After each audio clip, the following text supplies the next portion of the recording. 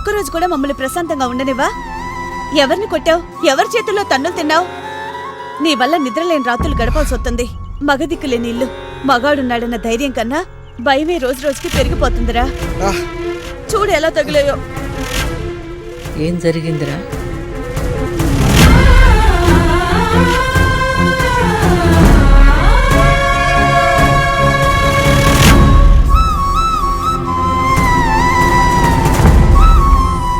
ఎంత ధైర్యం నీకు?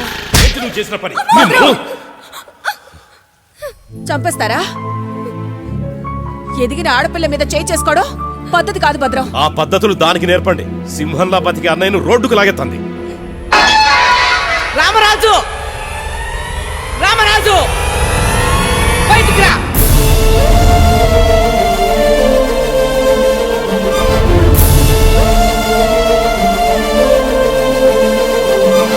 నువ్వెవరిని కొట్టావో తెలుసా? ఎవరి రక్తాన్ని చూసావో తెలుసా? 20 ఏళ్లు కాపాడుకొని వచ్చాను. నీ కారణంగా వాడి మీద చేయబడింది. వాడెవడో తెలుసా? నా మనవడు, రాజమూర్తి కొడుకు. నేను నోరు విప్పితే నీ పునాదులు కదిలిపోతాయి. ఇప్పుడు నీది అనుకుంటున్న ఈ ఇల్లు నా భిక్ష. నీ వెనక బలుపుంది, నా వెనక బలముంది. గతానికి చాలా దూరంగా బతుకుతున్నాం. అనవసరంగా గుర్తు చెయ్యొద్దు.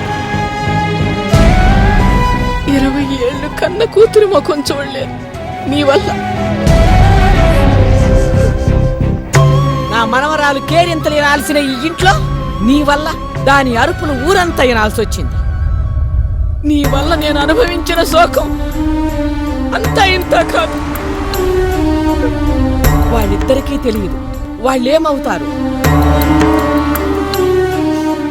ఇది దేవుడు రాసిన రాత కాదు అని నువ్వు గీత దాటితే యుద్ధం జరుగుతుంది.